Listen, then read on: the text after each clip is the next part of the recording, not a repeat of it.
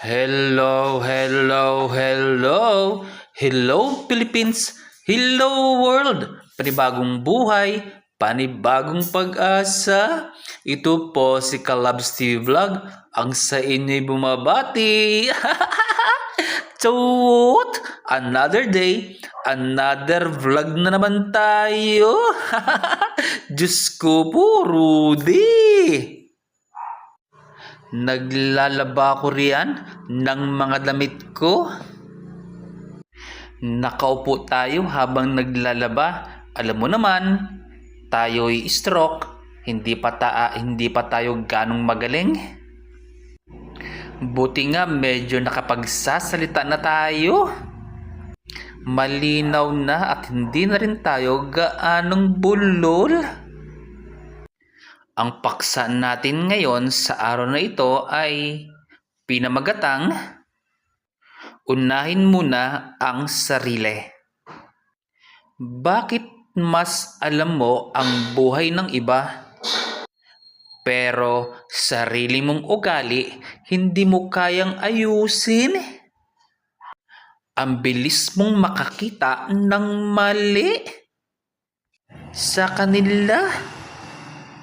Desisyon nila, inuuna mo sa usapan. Pagkakamali nila, ginagawang aliwan. Pero pagdating sa sarili mo, bulag ka, busy ka sa pag-inspect ng buhay ng iba. Kasi ayaw mong harapin ang sarili mo. Mas madaling manghusga kaysa sa umamin na mas may kailangan kang baguhin.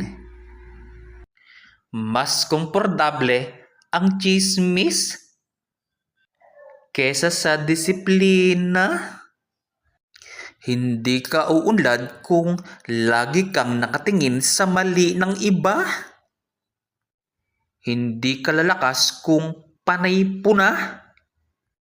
Hindi ka uunlad kung panay puna ka sa mali ng iba.